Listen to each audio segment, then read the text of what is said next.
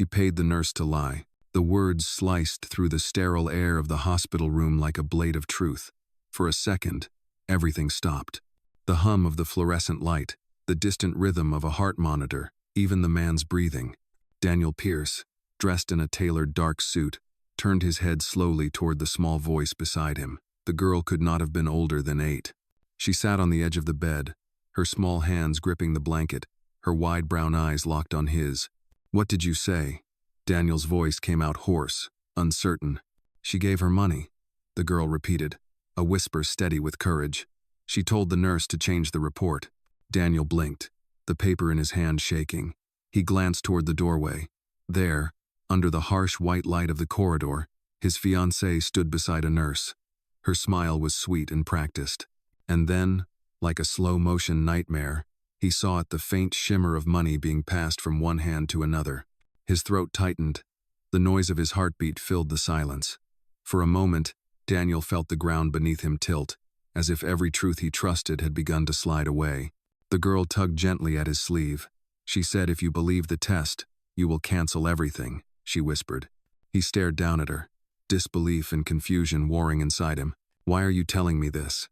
"Because it is wrong," she said simply. Her voice was soft, but it carried something unbreakable. The nurse turned, eyes wide, realizing she had been seen. The fiancée's posture stiffened. Her smile vanished as quickly as it had appeared. Daniel's grip on the paper tightened until it crumpled between his fingers. The light flickered above them, flashing cold white across the walls.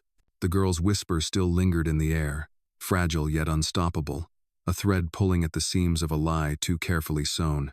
And in that frozen moment, Daniel Pierce, the man who thought money could control every truth, felt something shift deep inside him. The whisper of a child had just shaken the foundation of his world. Daniel Pierce did not sleep that night. The hospital's fluorescent lights never dimmed, and their hum pressed against the silence like a quiet storm.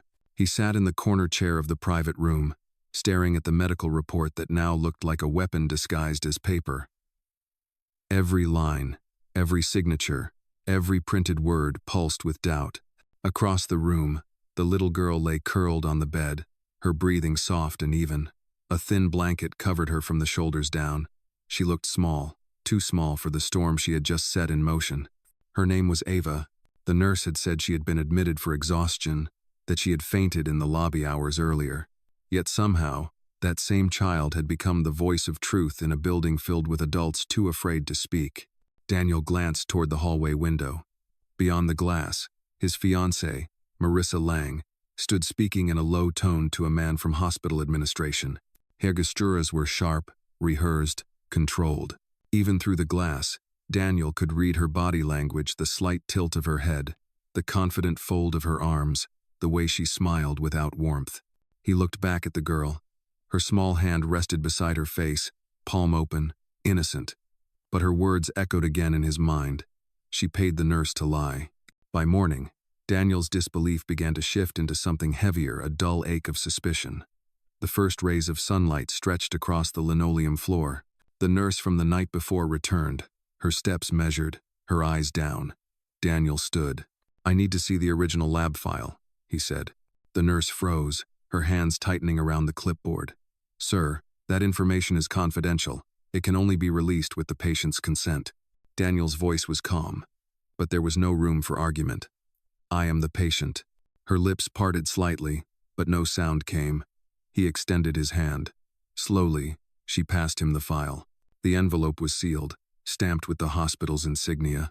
Daniel opened it, unfolding the paper with steady fingers. His eyes scanned the numbers, the notations, the signature at the bottom, and then stopped. The handwriting was not the same as on the copy he had received the day before. "This signature," he said quietly, "belongs to Dr. Hale." But Dr. Hale retired 2 months ago. The nurse's throat moved as she swallowed hard. "That must be an administrative error."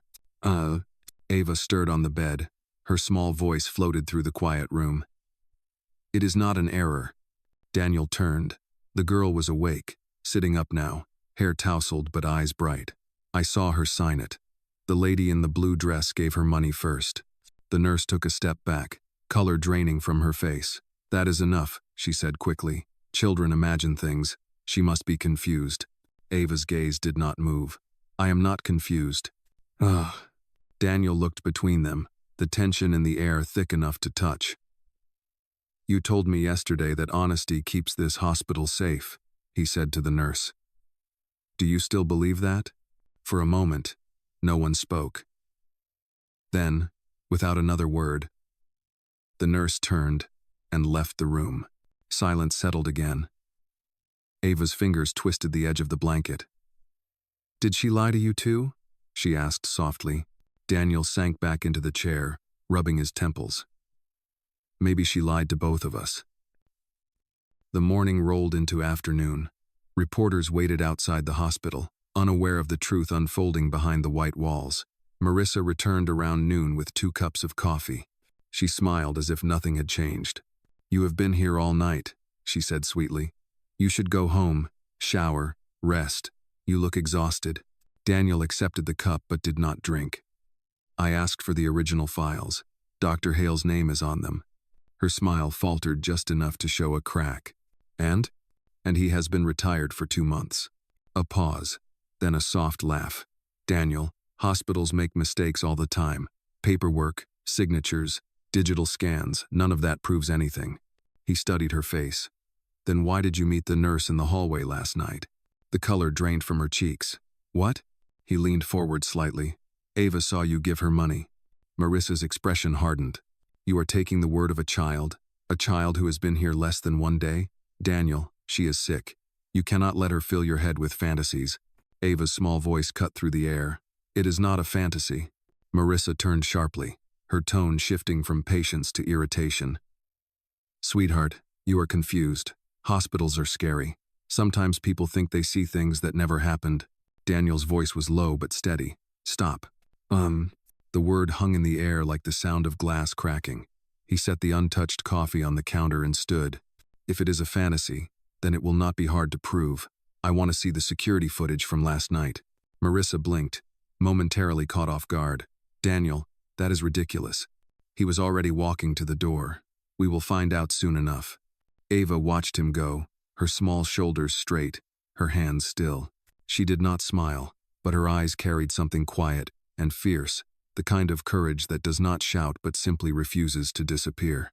Outside the room, the hallway filled with the rhythmic sounds of hospital life, the beeping of machines, the wheels of gurneys, the shuffle of shoes on tile. Daniel's steps echoed between them, slow, deliberate, unshakable, and somewhere behind him, the little girl's whisper still lingered, turning into the heartbeat of a truth that refused to be buried. The security office smelled faintly of coffee and disinfectant. Rows of monitors glowed in the dim light, showing silent hallways, waiting rooms, and the endless rhythm of hospital life. Daniel Pierce stood beside the desk, his hands pressed flat against the counter as the security officer scrolled through footage on the screen. Which camera do you want, sir? The officer asked, eyes flicking toward him. Daniel's voice was low. The hallway outside room 312, around 9 o'clock last night. The man nodded and began rewinding the feed. Daniel could hear his own pulse thudding in his ears. Behind him, the air conditioning whispered, and somewhere far away, a code announcement echoed over the speakers. The image appeared, the hallway, bright and empty. Then, from the corner, 2 figures stepped into frame, the nurse in her pale uniform, Marissa Lang, in the navy blue dress. Daniel leaned closer. On screen, Marissa glanced around before speaking to the nurse. The nurse shifted nervously, glancing at the door of Daniel's room. Then, Marissa reached into her purse. She pulled out a folded envelope and pressed it into the nurse's hand. The nurse hesitated, looking down at the money. Marissa's lips moved silent on the footage, but her meaning was clear. Pose it, Daniel said quietly. The officer froze the image. The still frame showed the envelope halfway between their hands. Daniel's chest tightened. He reached for the edge of the desk to steady himself. Can I get a copy of this? He asked. Yes, sir, the officer said, his tone cautious now. Do you want me to alert administration? Daniel shook his head. Not yet. He left the office with the flash drive clutched in his palm. The hallway lights seemed too bright now, the white walls closing in. He walked slowly, each step echoing, He passed the waiting area where patients whispered prayers and watched the rain streak down the windows. Back in the room, Ava sat upright on the bed, a coloring book open across her lap. She looked up when Daniel entered. "Did you find it?" she asked softly. Daniel nodded, his face pale but steady.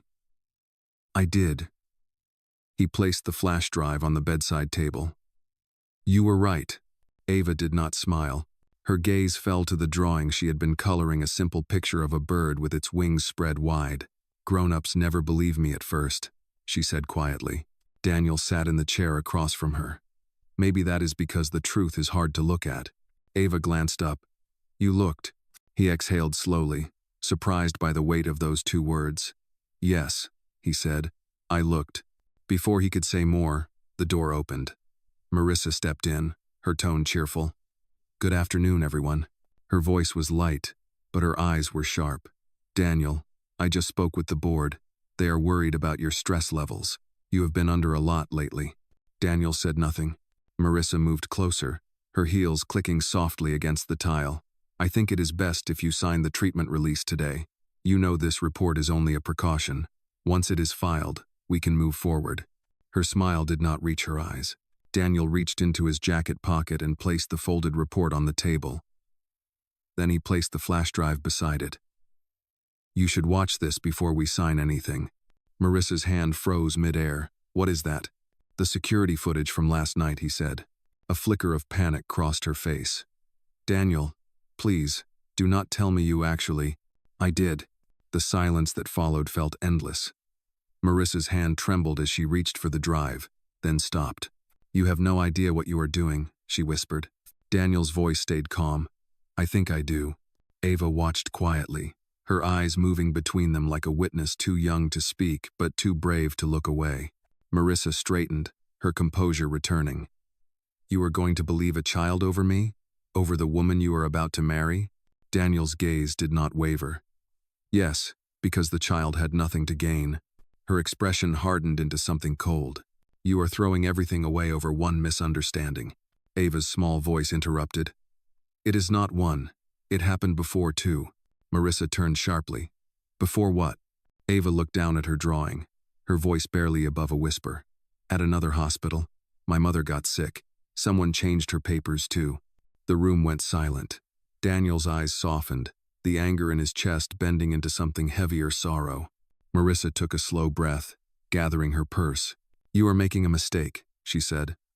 "When you realize that, I will not be here waiting." She left without another word. The door clicked shut behind her. The air felt different now, lighter, yet full of ache.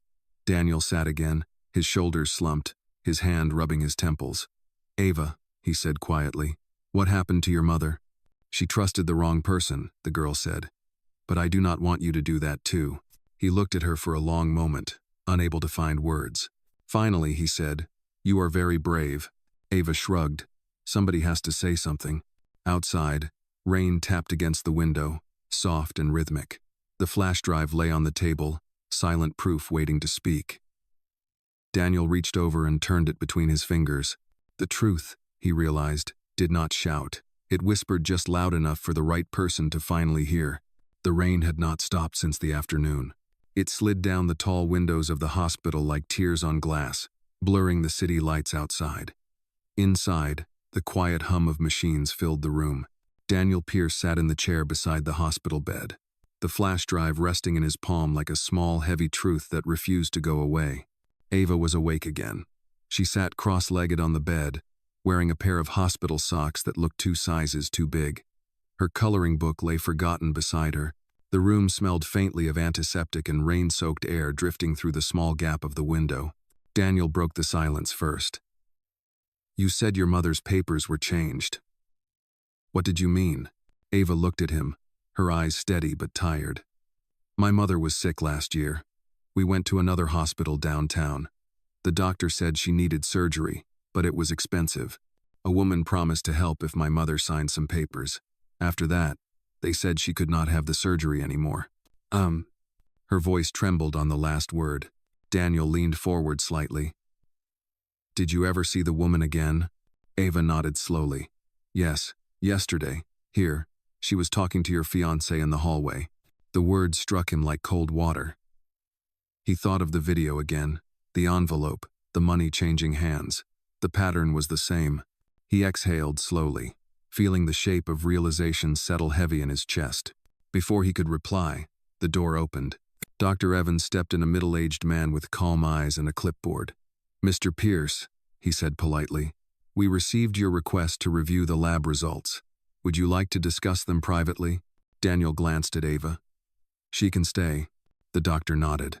"Of course." He pulled up the chair beside the bed. "I looked into the signatures and the timestamps.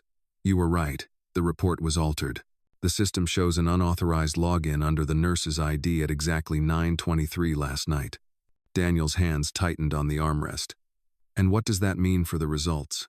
"It means," the doctor said carefully, "that the test showing a potential illness was falsified.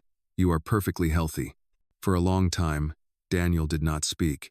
His mind reeled backward to the moment Marissa had insisted on the test, to her urgency about the medical release, to her soft but persistent push to sign over certain financial authorizations in case of his declining condition. The pieces began to align, and the image they formed was unbearable. "Thank you, doctor," Daniel said quietly. "I will handle the rest." Dr. Evans nodded and rose to leave. Before he reached the door, he looked back at Ava. "You did a brave thing, young lady." Ava lowered her eyes. Somebody had to. When the doctor left, Daniel turned toward her again. "You should not have had to see things like that," he said. Ava shook her head. "If I did not, nobody would believe me. Sometimes the truth hides behind people who look nice." Her words hit harder than he expected. For a child to understand deceit so deeply felt wrong, yet she spoke it with a calm that only pain could teach. Daniel stood and walked to the window. The city below shimmered through the rain. His reflection stared back at him, a man who had built empires on logic and precision, yet missed the simplest lie standing right beside him. He turned back to Ava. "Do you have anyone waiting for you? Family?" "My grandmother," she said softly. "She lives near the bus station, but she gets sick sometimes. I come here to read in the waiting room when she sleeps." Daniel frowned. "You have been coming to this hospital alone?" Ava nodded. "It feels safe here. People do not look at me much." There was something in her voice, not bitterness, just quiet acceptance. Daniel walked to the bedside table and picked up the flash drive. "Ava, would you like to come with me tomorrow? I am going to show this to the board." She blinked, surprised. "Will they listen?" "They will," he said firmly, "because now they cannot pretend not to."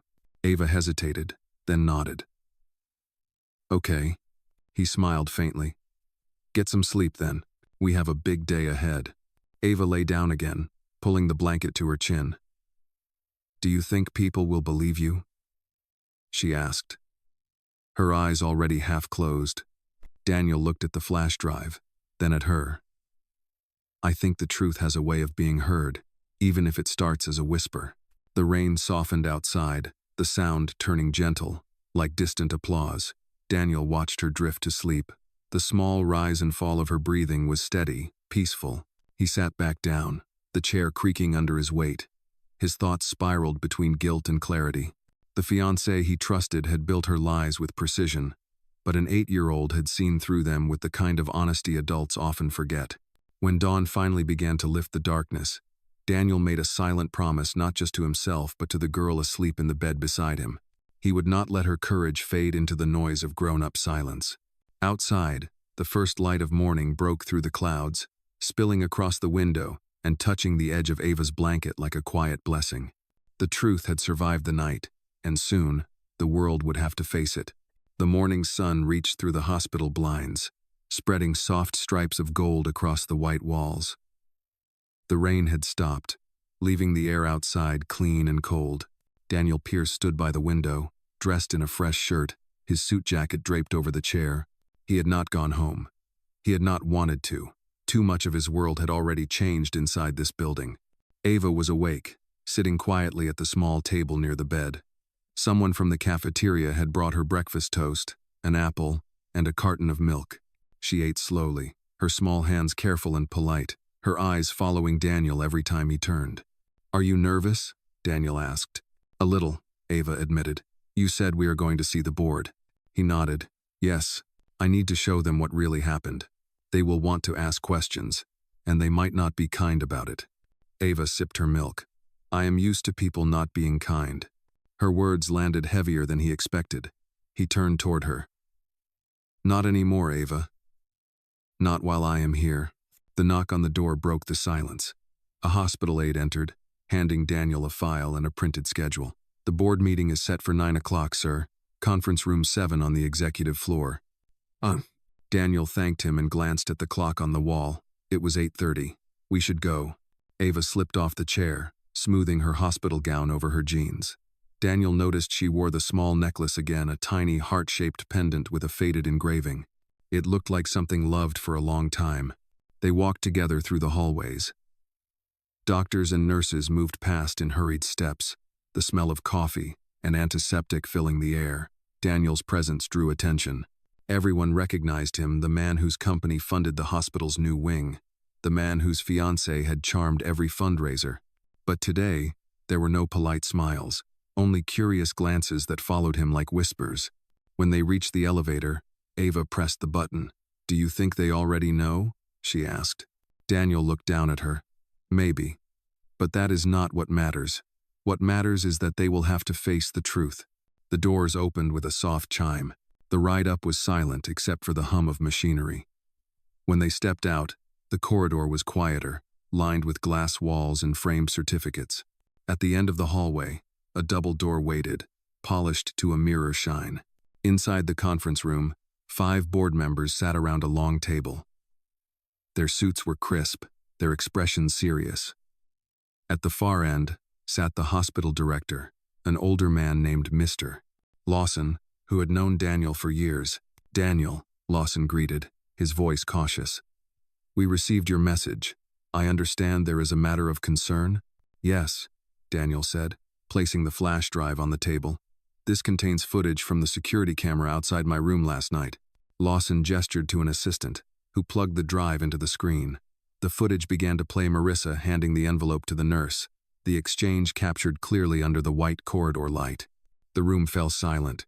The only sound was the faint hum of the projector. When the video ended, Lawson leaned back in his chair, his face pale. This is disturbing. Are you certain of what we are seeing? Daniel nodded. Dr. Evans confirmed that my test results were altered under that nurse's login, the same nurse who appears in this footage. I believe my fiancée paid her to falsify my diagnosis for financial control. One of the board members, a woman in a gray suit, spoke quietly. And the child? Who is she? Daniel looked toward Ava. She saw the exchange. She was the first person to tell me the truth. All eyes turned to the girl. She stood still, her hands clasped in front of her, but her voice did not shake. I just told what I saw, she said. People should not lie about sickness. It hurts others. The woman in gray blinked, taken aback by the simplicity of her words. Another board member murmured something under his breath about security protocols and internal review. Lawson cleared his throat. Daniel, I assure you, we will handle this matter with the utmost seriousness. The staff involved will be questioned immediately. Thank you, Daniel said. But I want more than questions. I want a system that protects patients from this kind of corruption, especially those without power to speak. He looked toward Ava again. Her small frame seemed almost swallowed by the size of the room. Yet her presence filled it more completely than any voice there. Lawson nodded slowly. Understood. When the meeting ended, Daniel and Ava stepped out into the hallway. The heavy doors closed behind them. For the first time in many hours, Daniel exhaled fully. You did well, he said. Ava shrugged lightly. All I did was tell the truth. That is not easy for most people, he said. She smiled faintly, her eyes bright but tired. Maybe they just forget how. Daniel looked at her for a moment longer before placing a hand on her shoulder. Come on, let's get some air. They walked toward the terrace overlooking the parking lot. The sky was clearing, soft blue, stretching above the hospital towers. The city below seemed new, somehow cleaner, lighter, alive again. Daniel thought of the life he had almost built on lies, of the woman he had almost married, and of the child beside him who had reminded him what truth sounded like. It was not loud. It did not demand attention. It whispered steady, fearless, impossible to ignore. And as the morning light touched both of them, Daniel Pierce knew that his next step would not be back into the world of silence, but forward toward the sound of that whisper that had already begun to change him. By the next morning, the story had already spread beyond the walls of the hospital. It began as quiet talk among staff, then traveled to the administrative floor, and by noon, even the janitors knew that something had broken open at the top. The name Daniel Pierce carried weight everywhere, and now that name was tangled with words like fraud, bribery, and cover-up. Daniel walked through the hospital corridors that day, as if each step carried both gravity and release. People greeted him with uncertain nods. Some avoided his eyes. Others whispered their thanks. Truth had a way of unsettling comfort, and no one knew yet where this one would land. Ava was gone from her room. The bed was neatly made, the blanket folded, her coloring book missing. On the bedside table lay the small paper bird she had folded from a page of her notebook. In faint pencil, on the wing, were 3 words, "Do not forget." Daniel's chest tightened. He asked the nurse at the front desk if she had seen her. The woman shook her head. She signed out early this morning, said she was meeting her grandmother near the bus station. The bus station. He left the hospital and stepped into the cold afternoon light. The sky was pale gray, the wind sharp. As his driver opened the car door, Daniel hesitated. "No, I'll walk." The station was only 6 blocks away. He passed coffee shops, a flower stand, the newsstand that had once carried magazines praising his business empire. The man behind the counter looked up but said nothing. When he reached the station, the air was filled with the hiss of engines and the smell of rain on pavement. People hurried across the platform with bags and tired faces. Daniel scanned the crowd until he saw her, the small figure sitting on a bench beside an older woman wrapped in a faded shawl. Ava noticed him first. Her eyes widened, then softened. She whispered something to the woman and stood. "You found me," she said. "You left without saying goodbye," Daniel replied gently. "I came to make sure you were safe." "I am," she said, looking back at the woman. "This is my grandmother. Her name is Miss Lottie." The older woman smiled politely, her eyes weary but kind. "Sir, I thank you for looking after my girl. She told me what she did. I hope she did not cause you any trouble." Daniel shook his head. "She did not cause trouble. She stopped it." Miss Lottie looked at Ava, then back at him. "She gets that from her mother," she said quietly, always speaking up, even when no one wanted to hear it. Ava shifted her weight, glancing down. "We are going back home now. Grandma's medicine is ready at the clinic." Daniel nodded. "That is good. But before you go, I wanted to give you something." He reached into his coat pocket and pulled out an envelope. Inside was a scholarship certificate from one of the city's top private schools, the same school his company sponsored. He placed it in her hands. "This is for you, Ava. It covers everything: tuition, books, meals. You deserve a place where people listen." Her fingers trembled as she opened it. The letters on the page were clear and official. She looked up, confused. "But why me?" "Because you reminded me that courage does not come from power," Daniel said. "It comes from truth. And the world needs more of that." Miss Lottie's eyes filled with tears she tried to hide. "Sir, this is too much." Daniel shook his head. "It is not enough, but it is a start." A bus engine roared to life nearby. A driver called for passengers. Ava looked at the paper again, then folded it carefully and placed it in her pocket. "Will you come visit?" she asked. "If you will have me," Daniel said. She smiled for the first time since he had met her, small, real, and bright enough to cut through the gray sky. "Then you have to bring cookies," she said. "Grandma says every good visit starts with something sweet." Daniel laughed softly. "I think I can manage that." The bus horn sounded again. Miss Lottie rose, steadying herself with the rail. "We best be going, child." Ava turned once more. "You will keep fighting the bad people, right?" Daniel crouched slightly so that their eyes met. "Yes," he said. "For you, and for everyone who cannot speak as loudly as you did." Ava nodded solemnly, then hugged him. Her arms were small but fierce, the kind of hug that felt like a promise. When she let go, Daniel felt something shift inside, a warmth he could not quite name. He watched as they boarded the bus, the doors closing with a soft hiss. The vehicle pulled away, disappearing into the slow-moving traffic. The paper bird in his pocket rustled slightly as he adjusted his coat. "Do not forget," it said. He would not. When he returned to the hospital later that afternoon, the board had already suspended the nurse and announced an internal ethics review. Reporters waited outside, shouting questions about corruption, marriage, and betrayal. Daniel walked past them in silence. Inside, he paused near the pediatric wing. A mural painted on the wall showed a flock of white birds flying into a bright sky. He smiled faintly. Somewhere beyond the city, one of those birds was folded out of notebook paper, carried in the pocket of a girl who had taught him the simplest, hardest lesson of all that truth, once spoken, never really leaves. The week that followed moved like a slow turning tide. The scandal within the hospital reached the local papers first, then the evening news. Headlines spoke of a whistleblower child, a falsified report, and the billionaire who had exposed corruption inside his own funded institution. Cameras began to wait outside the building gates, but Daniel Pierce never answered questions. He kept walking, calm and quiet, his gaze fixed on the work still ahead of him. Inside the hospital, the atmosphere had changed. There was no more small talk in the hallways, no careless laughter behind desks. People walked with straighter backs, spoke more carefully, and looked one another in the eye a little longer. Truth had a strange way of clearing the air, and though it stung at first, it left behind something cleaner. Daniel spent most of his days with the administrative team, reviewing files and procedures. He requested that all staff training include ethical accountability. He also began plans for a new division within the hospital, a foundation named the Whisper Initiative, dedicated to protecting patients who could not defend themselves. On the afternoon the new policy was approved, Daniel stepped out of the boardroom into the open lobby. The sun filtered through the tall glass windows, warm and golden. A young receptionist handed him a sealed envelope. "This came for you this morning," she said. He thanked her and opened it. Inside was a short letter written in a child's careful handwriting. "Dear Mr. Pierce, we got home safe. Grandma says thank you for helping me and for believing me when nobody else did. I started at the new school yesterday. They have books about stars and medicine and things I do not understand yet, but I will learn. I think my mother would be proud. I still have the paper bird you gave back to me.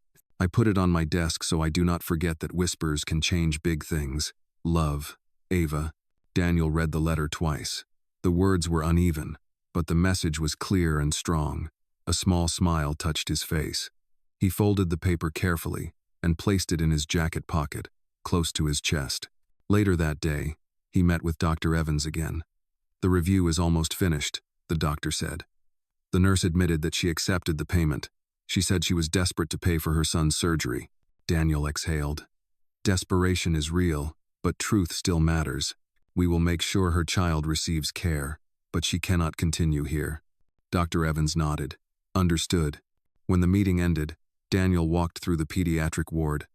The sound of children laughing filtered through the hall, high and bright, like wind chimes. He paused near a window where the same mural of white birds stretched across the wall. He touched the paint lightly, remembering the folded bird that had traveled from Ava's notebook to his pocket and back again. As he stood there, a nurse approached a different one this time, with gentle eyes and tired hands. "Mr. Pierce," she said softly, "I wanted to say thank you. Everyone here has been reminded why we started this work in the first place. That little girl did something none of us had the courage to do." Daniel nodded. Sometimes the smallest voices carry the longest echoes. That evening, he went home for the first time in days. His apartment felt unfamiliar, quiet in a way that was both heavy and peaceful. On the kitchen counter sat a framed photograph of him and Marissa, taken months ago at a charity gala. He stared at it for a long moment, then turned the frame face down. He brewed coffee, sat by the window, and opened his laptop.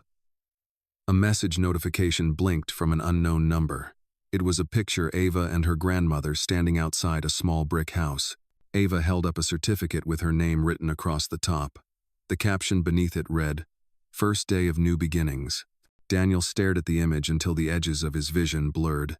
The child who had once whispered in fear now smiled openly under the sunlight. That alone made every consequence worth it. He typed a short reply. "You remind me that honesty is never small. Keep learning, Ava. The world needs your voice." He hit send, then leaned back, feeling something steady take root inside him, the kind of peace that comes when a storm has finally passed. The next morning, Daniel returned to the hospital. The board had called another meeting, this time not about scandal but about rebuilding. As he entered the conference room, the hospital director stood and extended a hand. "Mr. Pierce," he said, "we would like to make the Whisper Initiative a permanent department under your leadership." Daniel shook his hand. "Not under me," he said. "Under all of us. It belongs to everyone who chooses truth over silence." When the meeting ended, Daniel walked back toward the same hallway where it had all begun, the place where a child had once whispered 6 words that had torn apart a lie. The lights overhead glowed softly, the hum of machines blending into the heartbeat of a living building. He paused, looking out the window as morning sunlight spilled across the marble floor. Somewhere beyond the hospital walls, a young girl was learning about stars, perhaps already dreaming of becoming the kind of doctor who healed without fear. Daniel smiled quietly. Some stories did not end in noise or applause. Some ended with a whisper that kept echoing long after the world had stopped listening. And in that silence, truth continued to breathe. The winter air outside the hospital carried the kind of chill that made every breath visible. Weeks had passed since the scandal, yet its echoes still lingered in every hallway. The hospital had changed, new faces, new rules, and a quiet awareness that honesty now lived in the building like a silent guard. Daniel Pierce arrived just after sunrise. The marble floors reflected the soft glow of morning light, and his footsteps echoed with steady purpose. He greeted the receptionist by name, something he had never done before. Small gestures mattered now. He had learned that from a little girl who believed even the smallest truths could save people. As he entered the boardroom, the staff stood to greet him. "Good morning, Mr. Pierce," said Dr. Evans, handing him a folder. "This is the first full progress report on the Whisper Initiative." Daniel opened it. Inside were pages of data, names of patients helped, and staff retrained. There were letters from families thanking the hospital for catching errors and saving loved ones. But one letter stopped him. It was written in blue ink, shaky but determined. "Dear Whisper Team, my daughter received her treatment after months of being told she could not. Someone reviewed her file and found a mistake. You saved her life. I do not know who you are, but thank you." Daniel's fingers tightened around the paper. "This," he said softly, "is what matters." Dr. Evans smiled. "We would not have reached this point without your decision to stay involved. Many people thought you would step away after everything that happened." Daniel shook his head. "Walking away would have been easy, but I do not want easy anymore." After the meeting, he walked through the hospital garden, now bare from winter. The trees stood leafless, but the soil beneath was dark and alive. Renewal was not always visible. Sometimes it grew in silence. As he stood near the fountain, he saw a familiar figure approaching from the gate, a young woman in a navy coat, her dark hair braided neatly. She carried a folder tucked under her arm and smiled when she saw him. It took Daniel a few seconds to recognize her. "Ava?" She nodded, grinning. "It has been months, Mr. Pierce. My grandmother said I should stop by to say hello. We came to the city for her checkup." He smiled warmly. "You have grown taller." "Only a little," she said, laughing. "School is good.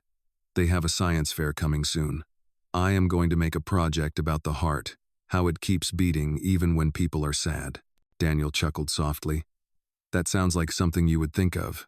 Ava opened the folder she carried and handed him a drawing. It showed a large tree with roots spreading deep underground. At the top, among the branches, was a small bird. On one branch, written carefully, were the words, "The truth always grows back." "I made this for you," Ava said. "Grandma said grown-ups need reminders too." Daniel looked at the drawing for a long moment. "You are right," he said. "We forget sometimes that the hardest winters still lead to spring." They walked together along the stone path beside the fountain. A few nurses passed by, whispering softly, recognizing the girl from the story that had changed everything. Ava did not seem to notice. Her attention was fixed on the sound of water falling gently into the basin. "Do people still talk about what happened?" she asked after a while. "Sometimes," Daniel said. "But not with anger anymore. They talk about what it taught them. They talk about courage." She kicked a pebble lightly across the path. "I was scared that day." "I know," he said, "but you spoke anyway. That is what made the difference." Ava nodded. thoughtful. Grandma says people forget that truth needs to be protected like a garden. You have to pull the weeds or it disappears. Daniel smiled. Your grandmother sounds wise. She says it comes from getting old, Ava replied, grinning. He laughed quietly, the sound echoing in the empty garden. And what about you, Ava? What do you want to be when you grow up? She looked up at him without hesitation. A doctor, one who listens. Daniel felt a lump rise in his throat. You will be a good one. A gust of wind lifted a few dry leaves across the path. Ava shivered, pulling her coat tighter. Daniel took off his scarf and handed it to her. Keep this, he said. It is warmer than it looks. She hesitated. I cannot take it. You can, he said. Consider it a promise. When you become a doctor, you can return it. Her smile widened. Then I will keep it safe. They walked back toward the main building together. At the door, Ava turned to look at him one last time. You are not the same as before, she said softly. You smile more. Daniel nodded slowly. Maybe that is what truth does. It hurts first, then it heals. She reached out and hugged him. Goodbye, Mr. Pierce. Goodbye, Dr. Ava, he said, and she laughed as she stepped away, her laughter bright as sunlight breaking through clouds. When she was gone, Daniel looked at the drawing again. The tree, the roots, the bird, it was all there, simple and complete. He folded it carefully and placed it in his briefcase. Then he turned back toward the hospital entrance, where the new sign gleamed above the doorway. The Whisper Initiative, protecting voices that speak for others. The words shone softly under the winter light, and Daniel Pierce realized that some whispers never fade, they grow into foundations strong enough to hold the weight of a better world. A month passed before Daniel Pierce heard from Ava again. It was late afternoon when the letter arrived, sealed in a pale blue envelope with her careful handwriting on the front. He recognized it instantly. The return address said it came from her school.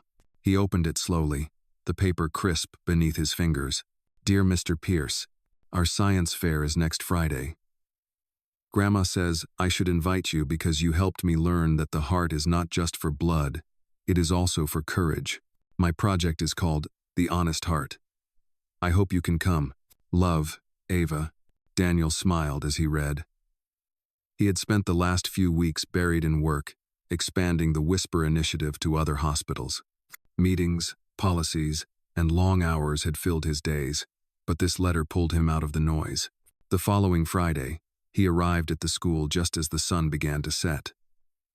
The building was modest, red brick walls, white windows, and laughter spilling out into the cool evening air. Balloons and handmade signs decorated the hallway. Each classroom door was open, filled with colorful projects and excited voices. A teacher at the entrance recognized him immediately. You must be Mr. Pierce, she said with a smile. Ava told us you might come. She is in the auditorium with the science displays. Daniel thanked her and followed the sound of chatter.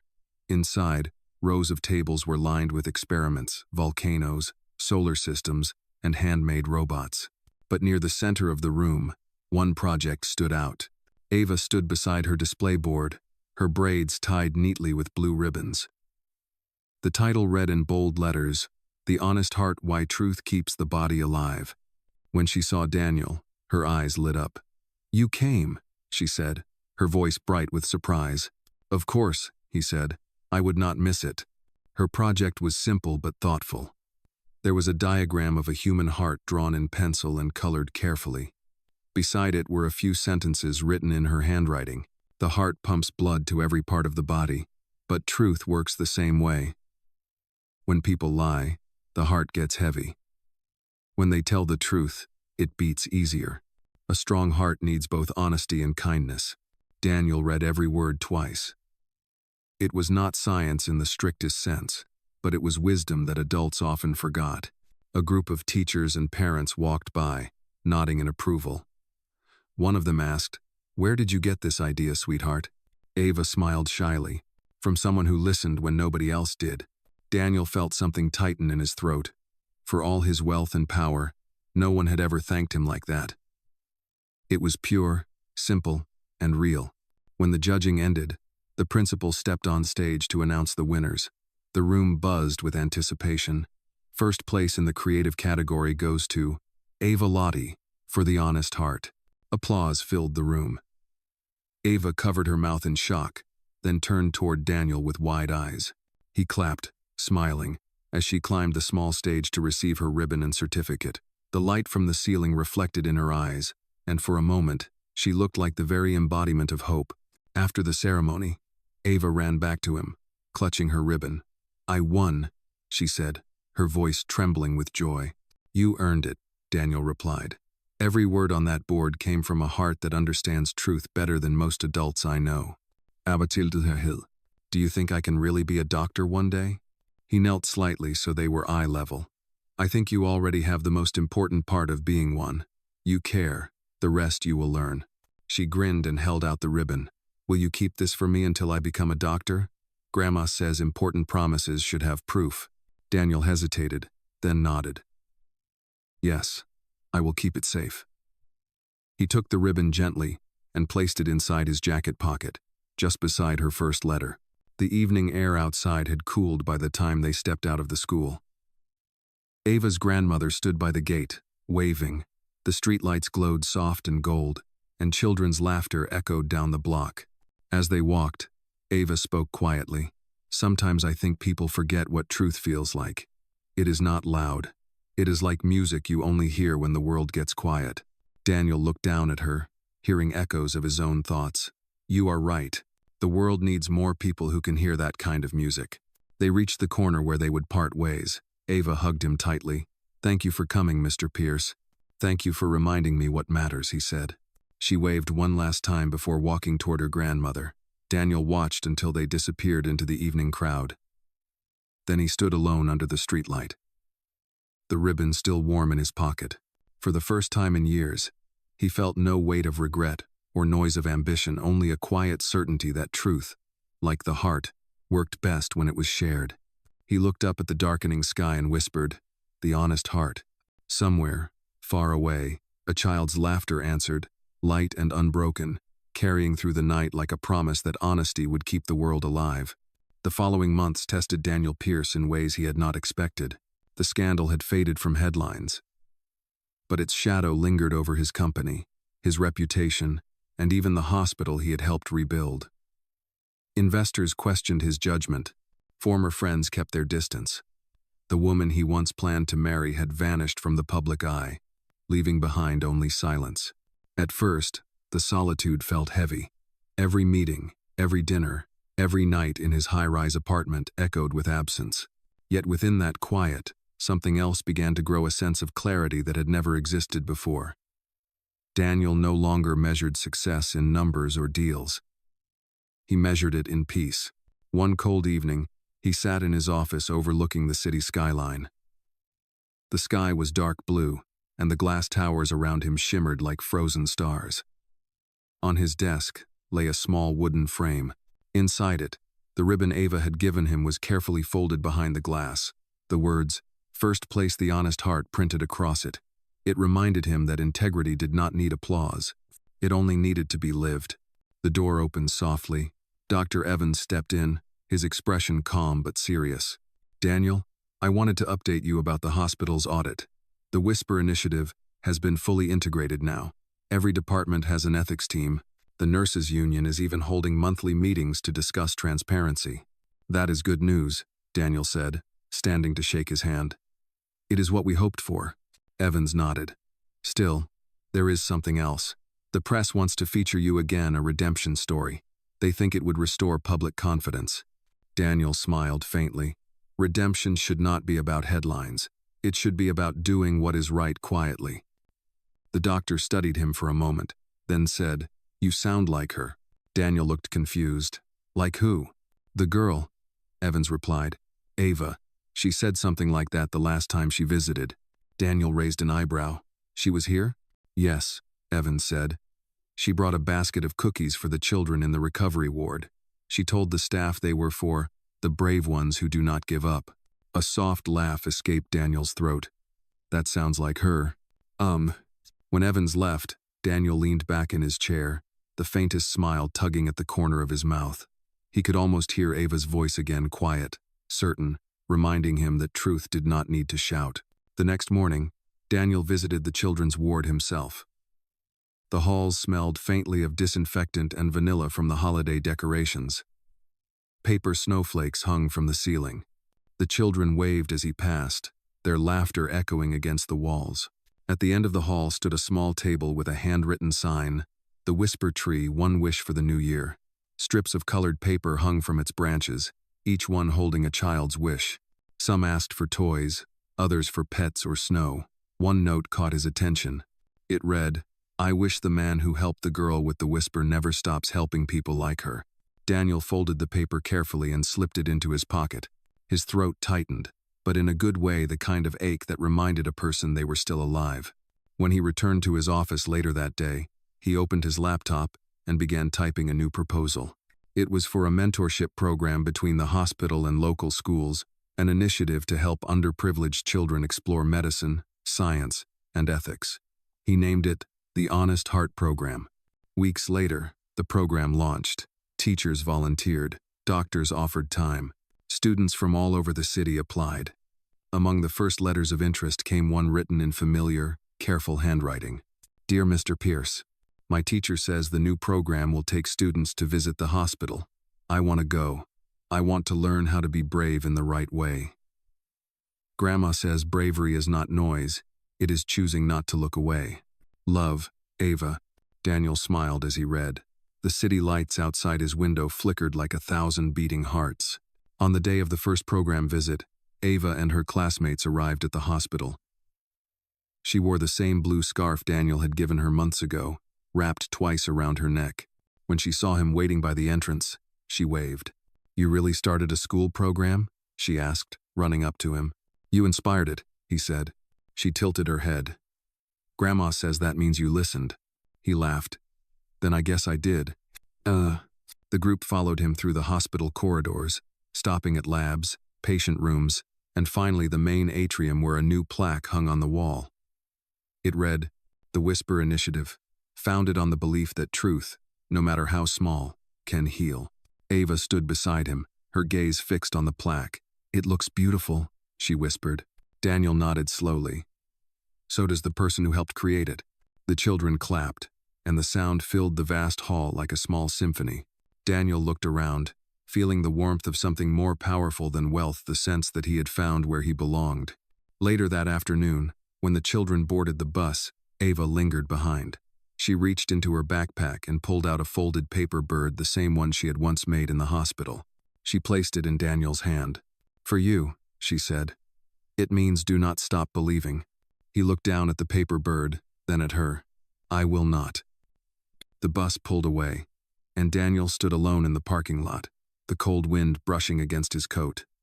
The world around him was still flawed, still noisy, but his heart beat steady.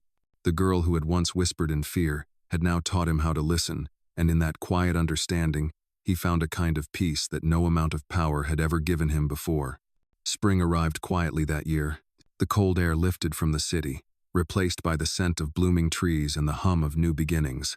The hospital courtyard filled with light again, and Daniel Pierce found himself spending more time there, walking among the benches where patients sat with families. He no longer moved like a man running from shadows. He moved like someone learning how to breathe again. The Honest Heart program had grown faster than anyone expected. Dozens of students visited the hospital every month. Some shadowed doctors, others volunteered to read stories to young patients. For Daniel, those afternoons had become the most peaceful hours of his week. On a bright Monday morning, a familiar voice called from behind him. "Mr. Pierce!" He turned. Ava was there, waving from across the courtyard. She had grown taller again, her braids now a little longer, her smile the same as ever. The blue scarf he had given her was still looped neatly around her neck. "Ava," he said, smiling, "what are you doing here on a school day?" She hurried over, holding a stack of papers. "We have a field trip for the program today. My teacher said we can visit the lab and see how the doctors study medicine." She handed him one of the papers. "We also wrote essays about what honesty means to us." Daniel glanced down at the first page. Ava's handwriting filled the sheet. "Honesty is the quiet part of courage. It does not shout. It stays, even when no one claps." He looked up, his voice soft. "You have a way with words." Ava shrugged. "Grandma says I have too many of them sometimes." They both laughed. Then her expression grew more serious. "Mr. Pierce, did you ever stop being scared?" The question caught him off guard. "Scared of what?" "Of people not believing you," she said. "Of losing things because you told the truth." Daniel took a slow breath. "Yes," he said honestly. "At first, I was scared every day. I lost friends. I lost money. I lost people I thought would never leave. But after a while, I learned that truth is not supposed to make life easier. It makes it real, and real is better." Ava thought about that for a moment. "Grandma says fear is a kind of teacher. It shows you what matters most." Daniel smiled. "Your grandmother is a wise woman." The rest of the group arrived soon after. Dr. Evans greeted them at the entrance, and they all walked through the lab together. The children's eyes widened as they saw microscopes, heart monitors, and charts filled with colorful lines. Ava asked questions about everything: how blood carries oxygen, how medicine works, how small actions can save lives. At one point, she leaned closer to Daniel and whispered, "I want to study the heart first. I think it remembers things people forget." He nodded. "Maybe it does." There. Later, as the tour ended, Dr. Evans invited the students to write their names in a guest book labeled Future Healers. Each child signed proudly. When it was Ava's turn, she paused for a long moment before writing her name in neat, deliberate letters. Ava Lottie, future doctor. Daniel watched her sign it and felt something shift inside him, not sadness, but awe. This was what truth looked like when it grew up. As the afternoon sunlight poured through the tall windows, Ava ran back to him with a small gift. It was a notebook with a simple drawing on the cover, a bird with open wings. "For you," she said, "so you can write new stories that end well." Daniel took it gently. "Thank you, Ava. You always keep your promises," she said. "You kept the ribbon, right?"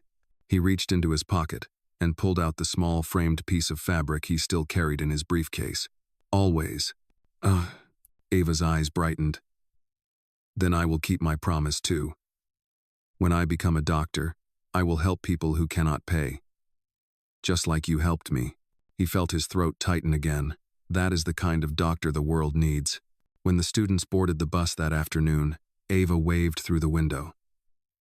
The blue scarf fluttered in the breeze, catching the sunlight. Daniel waved back until the bus disappeared around the corner. That night, he returned to his apartment, opened the notebook she had given him, and began to write. Not reports, not policies, just thoughts. He wrote about the day Ava whispered the truth that changed everything. He wrote about fear and kindness and redemption. And then he wrote one final sentence before closing the book.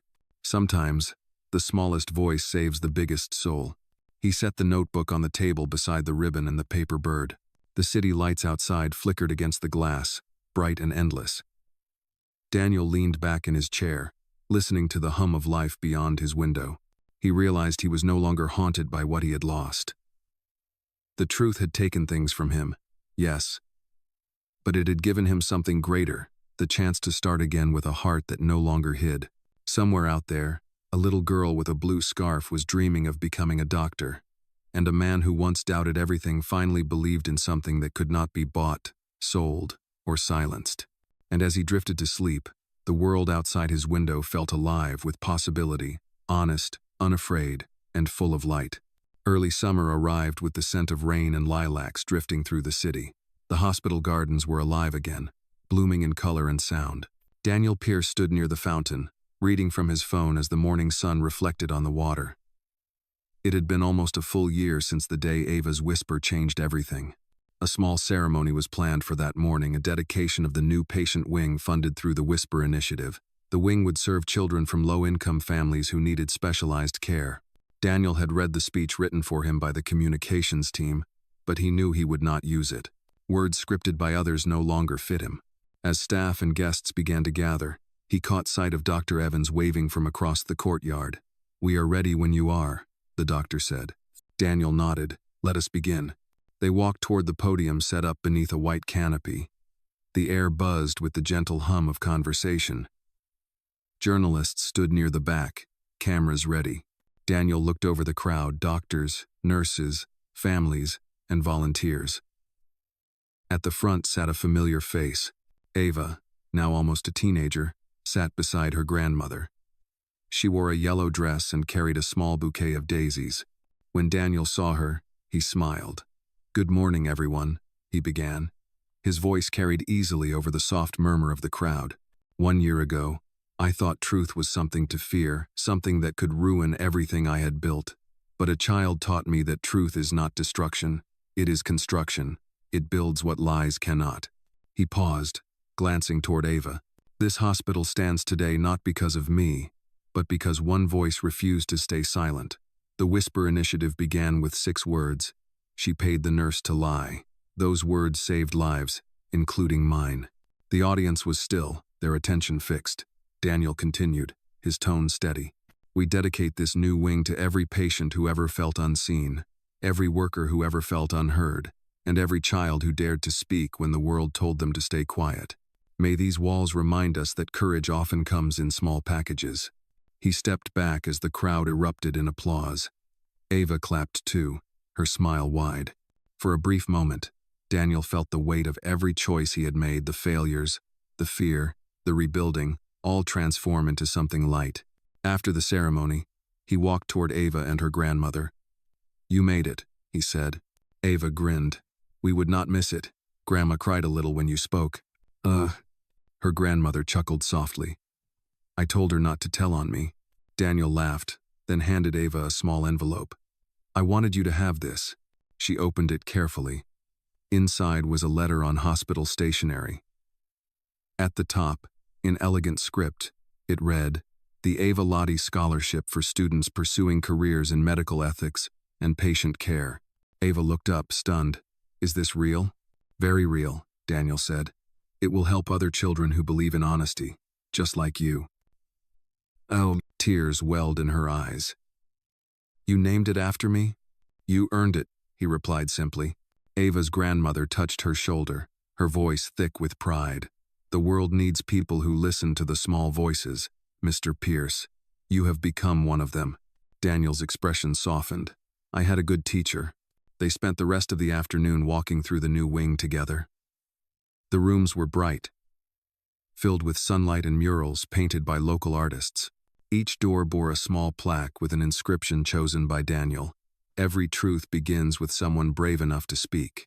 As they reached the final hallway, Ava stopped in front of a wall decorated with photographs.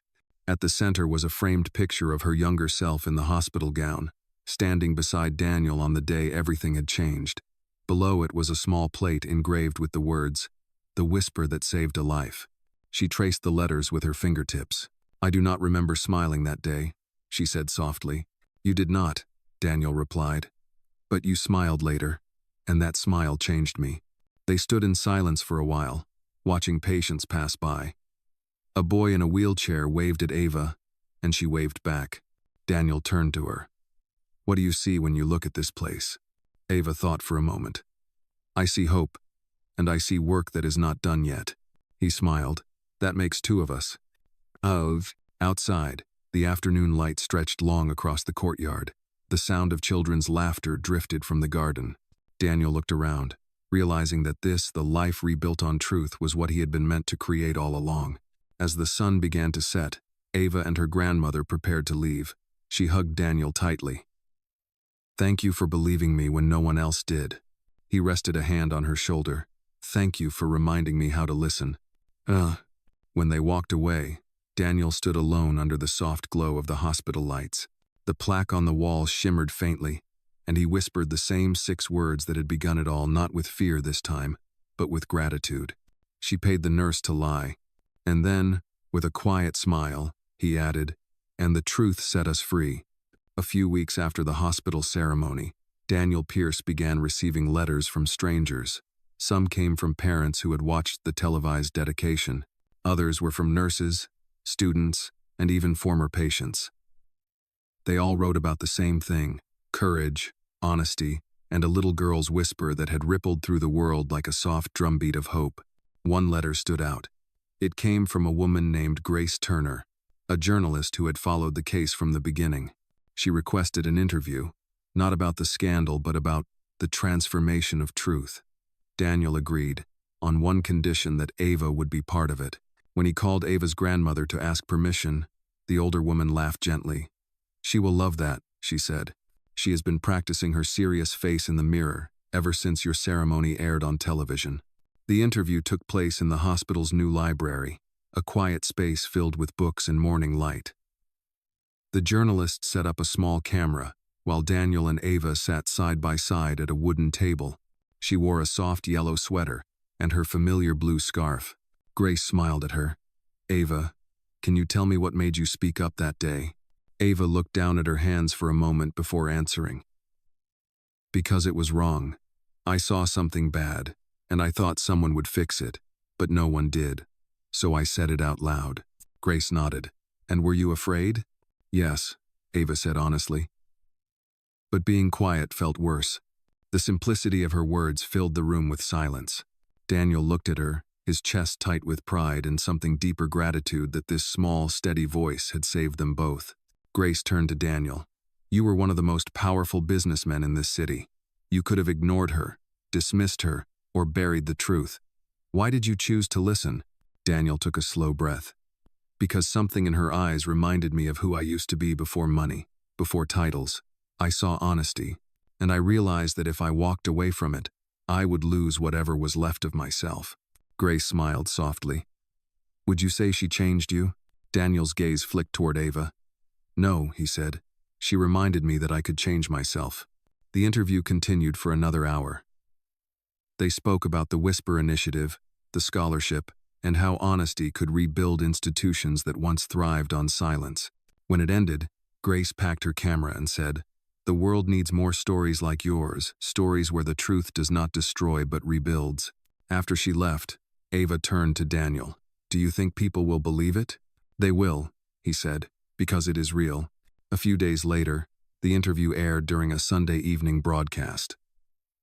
It was simple, no dramatic music, no sensational editing, just two people talking about truth and redemption. Within hours, messages poured in across the hospital's website and the Whisper Initiative's social pages. Donations increased. Volunteers signed up. But what moved Daniel most were the handwritten notes from children. One read, "I told the truth at school today because Ava did." Another said, "I want to work at the Whisper Initiative when I grow up." Each letter felt like a spark, proof that truth, once spoken, kept echoing through new hearts. A week later, Daniel visited Ava's school again. The principal greeted him at the door. "You should see what she has done," she said with a proud smile. In the main hallway, a large bulletin board had been covered in paper hearts. At the top, written in Ava's neat handwriting, were the words, "Whisper Wall, tell one good truth today." Students had pinned hundreds of notes beneath it. Some were simple confessions, "I broke the window in the art room." Others were kind reminders, "I told my mom I love her." It was a wall of honesty, alive and colorful. Daniel stood there for a long moment, reading each note. Ava joined him, holding a stack of new hearts to pin up. "It started small," she said. "Now everybody wants to write something." He smiled. "That is how change begins." Ava looked up at him, her eyes bright. "Grandma says truth is like music. Once you start playing it, people want to join in." "That is exactly right," Daniel said. He helped her hang the new hearts. As they worked, a few students gathered around them, curious and smiling. One small boy asked, "Are you the man from the story on television?" Daniel nodded. "Yes." The boy looked at him seriously. "Did it hurt when people stopped liking you?" Daniel thought for a moment. "Yes, it did. But it would have hurt more if I had stopped liking myself." The boy nodded thoughtfully and wrote something on a paper heart. He pinned it to the wall and ran off. Daniel leaned closer to read it. It said, "Do not lie, even when it is hard." Ava giggled softly. "He gets it." By the time the final bell rang, the Whisper Wall was nearly full. Daniel stood back, taking it all in, the laughter, the light, the courage spreading like a quiet wildfire through young hearts. Before leaving, Ava handed him one last heart, blank except for 3 words written in careful letters, "Do not forget."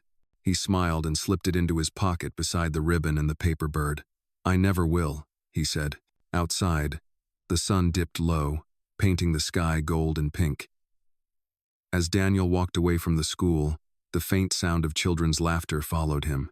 It was not the sound of endings, but of beginnings, the proof that one whisper, when heard, could become the song of a generation learning to tell the truth without fear. The summer sun had softened into early autumn light, casting long golden streaks across the hospital courtyard. Leaves fluttered against the benches, and the air carried the faint scent of rain.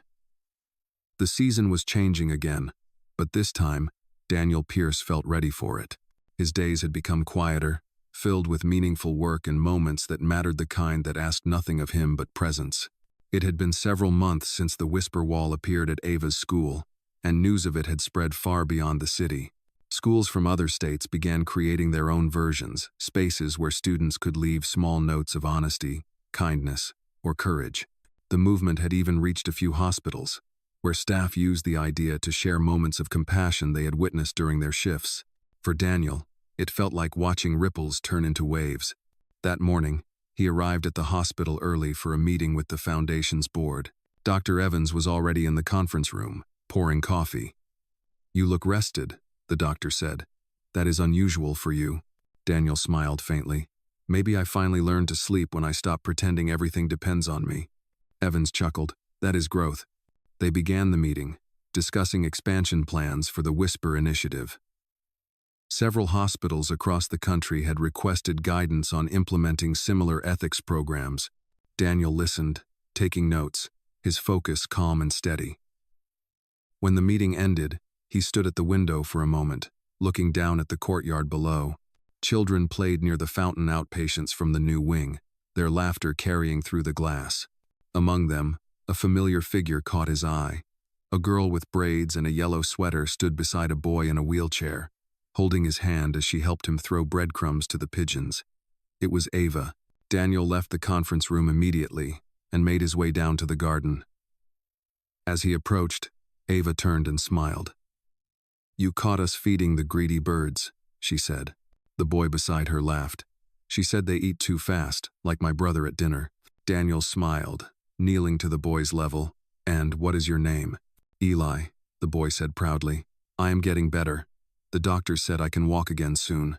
Ava nodded enthusiastically. "He is one of the first patients from the new wing. He wanted to see the garden." Daniel looked at the boy, his heart warm. "That is good news, Eli. Keep believing in that."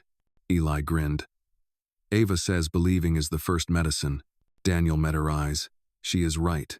They watched as the boy's grandmother called him from across the courtyard. He waved goodbye and wheeled himself toward her, still laughing. When they were alone, Ava sat on the bench beside Daniel. The afternoon sunlight fell across her face, and for a moment, he saw both the little girl who had whispered the truth and the young woman she was becoming. "I wanted to tell you something," she said. "Grandma is not feeling well lately. She says she is just tired, but the doctor wants her to rest more." Daniel nodded gently. "Do you have someone helping at home?" "She has neighbors who bring food sometimes," Ava said softly. "But she does not like to ask for help." He thought for a moment. "I will make sure someone from the hospital checks on her regularly, quietly, so she does not feel fussed over." Ava's eyes softened with gratitude. "Thank you. I think she worries more about me than herself." Daniel smiled. "That sounds familiar." They sat in silence for a while, listening to the water trickle from the fountain. Then Ava reached into her bag and pulled out a folded newspaper. "Did you see this?" she asked, handing it to him. It was a feature story titled "The Girl Who Whispered the Truth."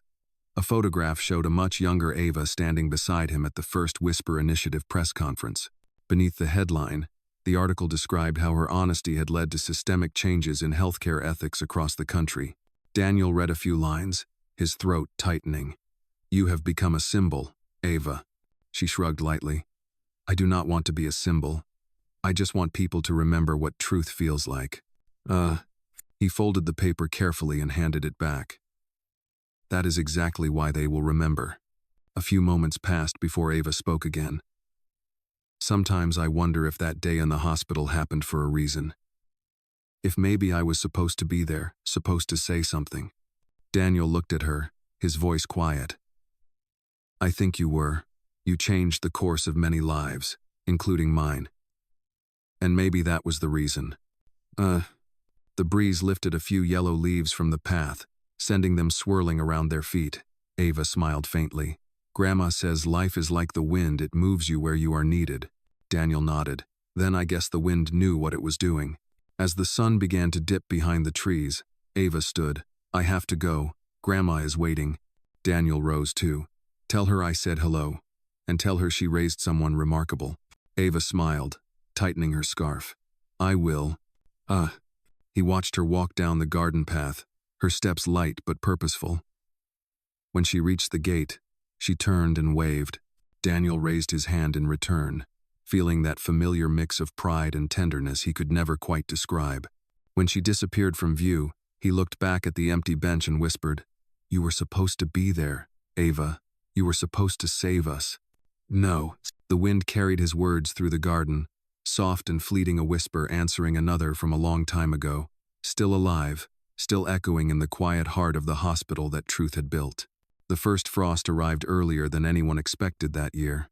By late October, the hospital courtyard was covered in a thin silver veil of ice, and the fountain had slowed to a soft trickle. Inside the lobby, the warmth of coffee and quiet conversation filled the air. Daniel Pierce stood near the large window, watching the pale sunlight spread across the city. His reflection looked older now, not tired, but gentler, like a man who had finally made peace with the weight of his choices. He had received a message from Ava the night before. Her grandmother's health had worsened, and they had been spending most days at home. The note was simple. Grandma is resting more. She says she likes hearing the wind because it reminds her of prayers. Daniel read the message several times, feeling something ache in his chest, not fear, but the tender sadness of knowing life always circles back to its quietest truths. That morning, he decided to visit them.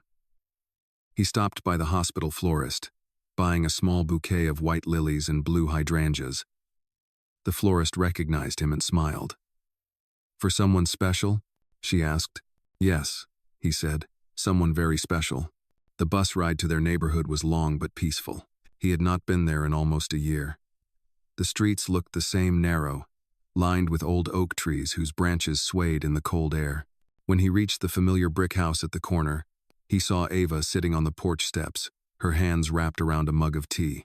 She looked up and smiled when she saw him. You came. I told you I would, he said, handing her the flowers. For your grandmother. Ava took them carefully, her fingers trembling just a little from the chill. She will love these. She says flowers are proof that God remembers beauty. Daniel smiled. Your grandmother always knew how to say things that mattered. They went inside together. The house smelled of lavender and cinnamon. In the small living room, Miss Lottie sat in her armchair, a quilt wrapped around her shoulders. Her eyes lit up when she saw Daniel. Well, if it is not the man who made our Ava famous, she said softly. He laughed lightly, taking her hand. I think she made herself famous. Miss Lottie squeezed his fingers gently. No, son. You listened when others did not. That is rare. They talked for a while about the hospital, about Ava's school, about the scholarship that now helped children across the state. The older woman listened quietly, smiling at the mention of every new success. After a few minutes, she said, Ava, bring that box from the cabinet. Ava did as she was told, setting a small wooden box on the table. Miss Lottie opened it slowly, revealing a gold locket inside. This belonged to Ava's mother, she said. I want her to have it, but I also want you to hold it for now, Daniel, until Ava is old enough to understand what it truly means to keep something safe. Daniel hesitated. I do not think I should, Miss Lottie interrupted gently. You already did, son. You kept her safe when it mattered most. You protected her truth.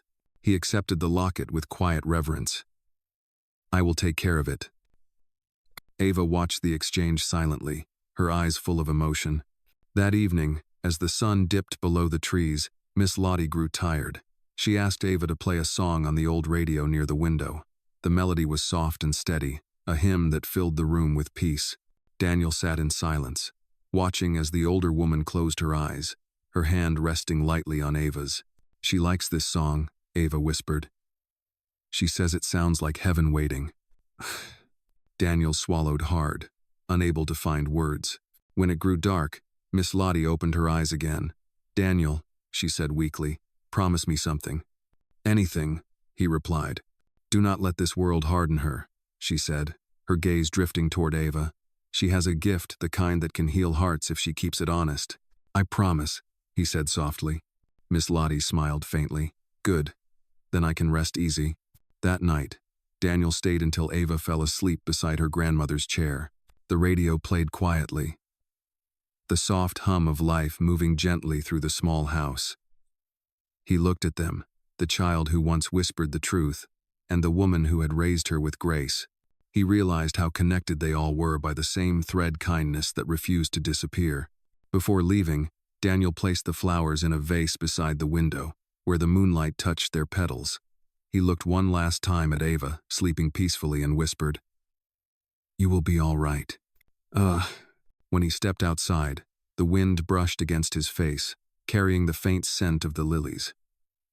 He walked slowly down the street, his breath forming clouds in the cold air. At the corner, he paused and looked back at the house. Light glowed softly through the window, and for a brief moment, he thought he heard a whisper, gentle, almost like a prayer. "Thank you." He smiled, pressing the locket gently in his palm. "No," he murmured to the night. "Thank you." And as he walked away, the world felt quiet, honest, and full again, just as it had on the very first day. A small voice told the truth and changed everything. A few days later, the cold deepened. The city moved slower under a gray sky, and the first snow began to fall like scattered whispers of white. Daniel Pierce stood by the window of his office, watching the flakes drift across the hospital courtyard. Each one landed softly, disappearing almost as soon as it touched the glass. He thought about Ava and her grandmother, about the small house on the corner where kindness still lived quietly despite the winter. He had visited again that morning. Miss Lottie had been weaker, her voice softer, but her eyes were calm, the kind of calm that only comes from a life lived truthfully. Ava had greeted him with a smile that did not quite hide her worry. She had said, "Grandma is sleeping more now, but she says dreams are God's way of making rest last longer." Daniel had nodded, pretending not to notice the tremor in her words. He knew what was coming, even if neither of them said it aloud. That evening, his phone rang while he was reviewing the next phase of the Whisper initiative. The voice on the other end was quiet but steady, the local nurse who often checked in on Miss Lottie. "Mr. Pierce," she said gently, "I thought you should know. Miss Lottie passed peacefully a few hours ago. Ava was with her." For a long moment, Daniel said nothing. He stared out the window, his reflection blurred by snow and tears he did not realize had fallen. "Thank you," he said finally. "I will come right away." When he arrived at the small house, the lights inside glowed warm against the dark. A few neighbors stood by the fence, speaking in hushed tones. Ava opened the door before he could knock. Her eyes were red but steady. "She did not hurt," she said softly. She just took a deep breath and smiled. Then she was gone. Daniel placed a comforting hand on her shoulder. "She was ready, Ava." "I know," she whispered. "She told me she was just changing homes, going where the wind never gets cold." Inside, the air smelled of lavender and candle wax. Miss Lottie's chair still sat by the window, a blanket folded neatly across the back. On the small table beside it was the vase of flowers Daniel had brought days before, the lilies still holding their color, as if they too refused to fade. They sat together in silence for a long while. The radio played softly in the corner, the same hymn from before. The room felt full, not with sadness, but with memory. "She said she wanted you to keep writing," Ava said suddenly. "She said your words make people believe again." Daniel smiled faintly. "Then I will write." Ava nodded and reached for the locket that hung around her neck. "She told me about this. She said it was my mother's and that it should always stay close to my heart." Daniel's chest tightened. "She gave it back to you?" Ava smiled through her tears. "She said you kept it safe long enough." He looked at her, this girl who had once whispered the truth that changed his life, now sitting braver than most adults he knew. "Your grandmother would be proud of you," he said quietly. "I am proud of you." The next few days moved slowly. The funeral was small, held at a church near the edge of town. The air was cold but bright, sunlight spilling through the stained glass like colored hope. Daniel stood beside Ava during the service, his hand resting gently on her shoulder as she clutched the locket tightly in her palm. When it was over, Ava placed a single white lily on the coffin. "Goodbye, Grandma," she whispered. "I will keep telling the truth, even when it is hard." Later, outside the church, Daniel watched as she looked up at the sky. Snow was still falling, quiet and endless. "Do you think she can see us?" she asked. "I think she can," he said, "and I think she is smiling." Ava closed her eyes for a moment. "Then I will smile too." They rode back to the city in silence. When Daniel dropped her off, she turned to him before getting out of the car. "Thank you for coming," she said softly. "You will never face things like this alone," he said. She hesitated, then asked, "Will it stop hurting someday?" He thought for a moment before answering. "It never really stops. But the pain changes. It becomes part of the love you keep." Ava nodded slowly, her small hands wrapped around the locket. "Then I will keep it forever." When she went inside, Daniel sat in the car for a while, watching the porch light flicker in the falling snow. The world around him was quiet, the kind of quiet that felt sacred. That night, he returned to his apartment and opened the notebook Ava had given him months ago. He wrote until dawn. He wrote about Miss Lottie, about Ava, about the courage it takes to tell the truth even when it breaks something open. And when he finished, he wrote one last line. "Sometimes the smallest whisper becomes a prayer that never ends." He closed the notebook and looked toward the window. Outside, the snow continued to fall, soft and endless, and in the faint reflection of the glass, he almost thought he saw her Miss Lottie's gentle smile before it faded into the white morning light. Winter lingered long that year, as if the world itself needed time to exhale after so much change. The city wore a thin coat of snow, and the streets glimmered under lamplight like frozen rivers. Daniel Pierce had grown accustomed to the quiet. His life no longer moved with the noise of boardrooms or the speed of ambition. Instead, it moved with purpose, slower, deliberate, rooted in the truth that had rebuilt everything he once thought was lost. A few weeks had passed since Miss Lottie's funeral. The ache of her absence remained, but it had softened into something gentle, like the aftertaste of kindness. Daniel often found himself returning to the small house at the corner, checking on Ava, though she rarely asked for help. She had insisted on staying there for a while, saying it made her feel close to her grandmother. That morning, the sky was the color of silver ash when Daniel parked outside her house. He carried 2 paper cups of cocoa, steam curling into the cold air. When Ava opened the door, she was bundled in a thick red sweater, her hair tied back, the gold locket shining faintly at her neck. "You are up early," she said, smiling a little. "So are you," he replied, handing her the cocoa. "I figured we could both use some warmth." They sat together on the porch steps, the same place where he had found her months ago. The street was quiet except for the distant hum of a passing bus and the creak of branches overhead. Ava blew on her drink before taking a sip. "I started packing Grandma's things last night," she said softly. "I found old letters she wrote but never sent. Some were to my mom, and some were to people I have never heard of. She wrote about forgiveness a lot." Daniel nodded slowly. She believed in it. Ava looked down. "Do you?" He thought for a moment. "I do now. Forgiveness is not about forgetting what someone did. It is about choosing not to carry it anymore." Ava traced her finger along the rim of her cup. "Do you think people can really change?" Daniel looked at her, seeing in her question something deeper, not just curiosity, but the same struggle he once had. "Yes," he said, "but only if they are brave enough to face what they have done. Change takes truth first." Ava nodded, thoughtful. "I think Grandma changed too, near the end. She was not scared anymore. She found peace," Daniel said. "That is what truth gives us, Ava. Peace." The wind picked up slightly, scattering snow across the porch. Ava tucked her hands into her sleeves and said, "Grandma wanted me to give you something." She disappeared inside for a moment and came back holding a worn leather journal. "She said this was for you when she was gone. She told me to wait until it felt right."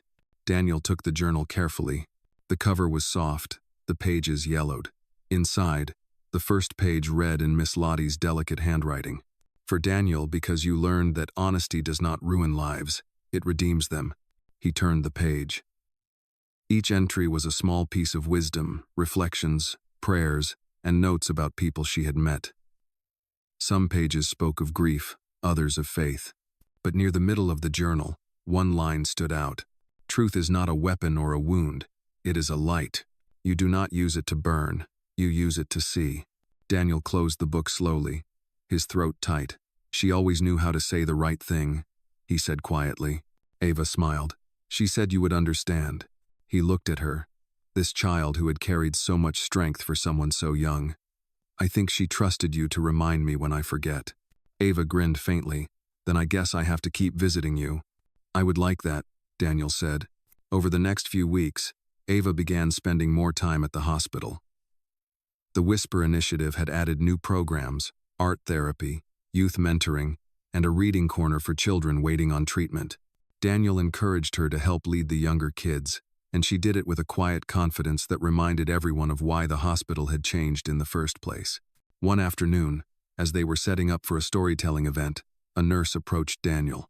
There is a visitor here to see you, she said. She said her name is Marissa Lang. Daniel froze. The name hit him like a ghost stepping out of the past. He turned slowly, and there she was, the woman who had once been his fiancée, the woman whose lies had started everything. Marissa looked different now. The sharpness in her eyes was gone, replaced by something weary. Her posture carried both shame and exhaustion. Daniel, she said softly. I did not think you would see me. He hesitated. Why are you here? I heard about the hospital, she said. About the initiative. I came to say I am sorry. Her voice trembled slightly, but she did not look away. You were right. I lost everything, but maybe I needed to. I see now that the worst thing I did was make a child bear the truth that I should have faced myself. Daniel studied her for a long moment. You hurt a lot of people, Marissa. But you are here now. That means something. I do not expect forgiveness, she said.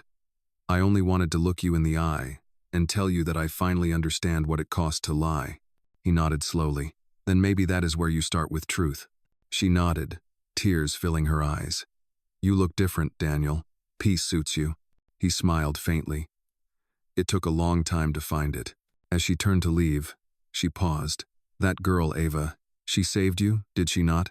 Daniel's gaze softened. Yes, he said. She saved all of us. When Marissa was gone, he stood in silence for a while, then looked across the room at Ava. She was helping a little boy arrange picture books on a shelf, her laughter echoing like sunlight breaking through clouds.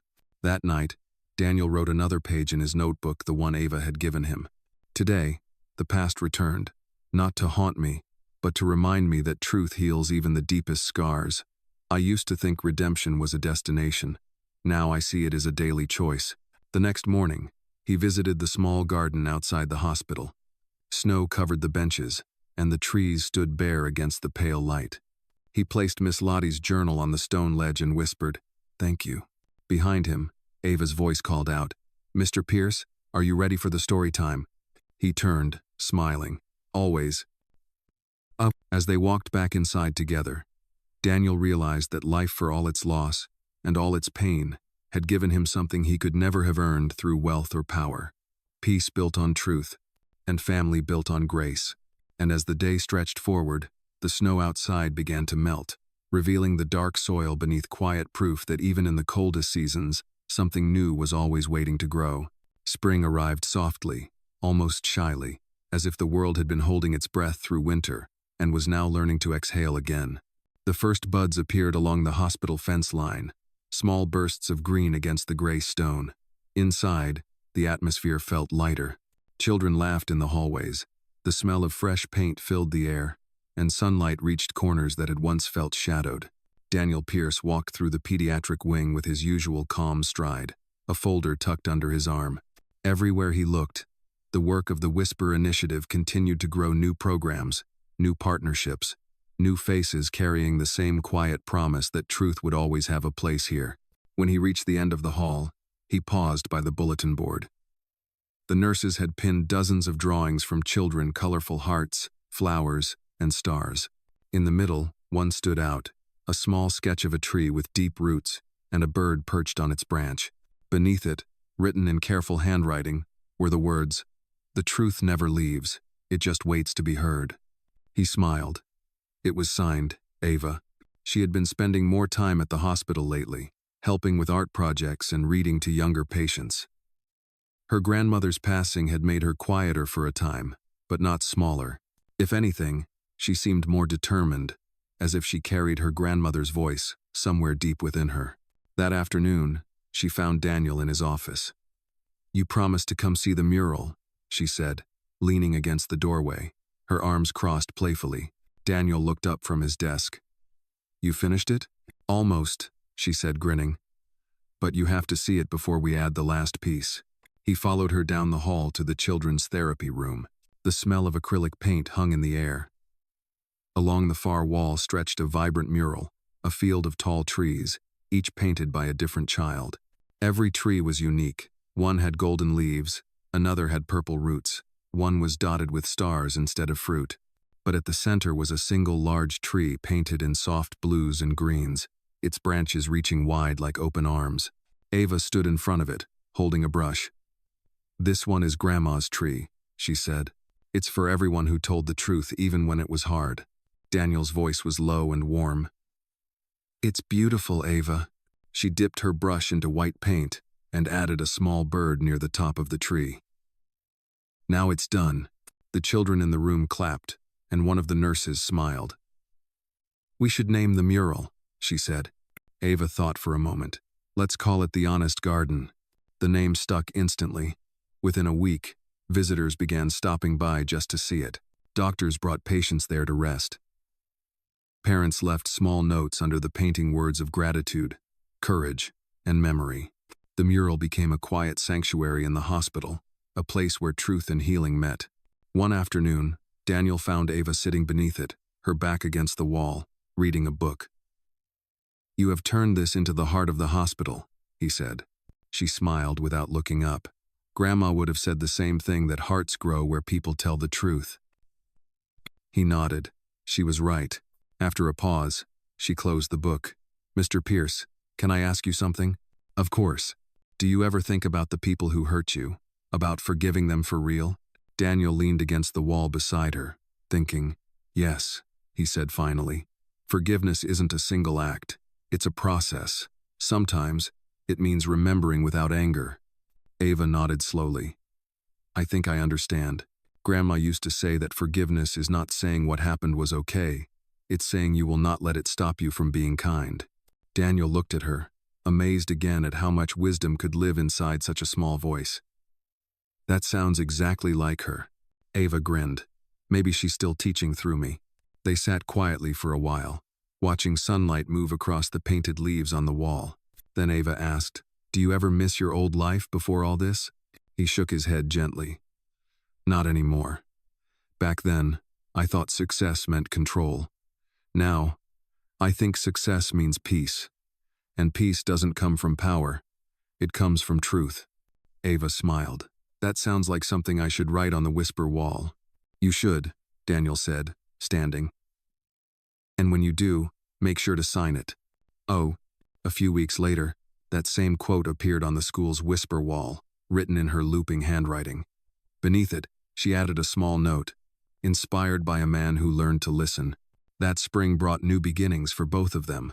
The hospital received a national award for ethical leadership in medicine, and the scholarship in Ava's name helped 3 new students begin their journey toward healthcare.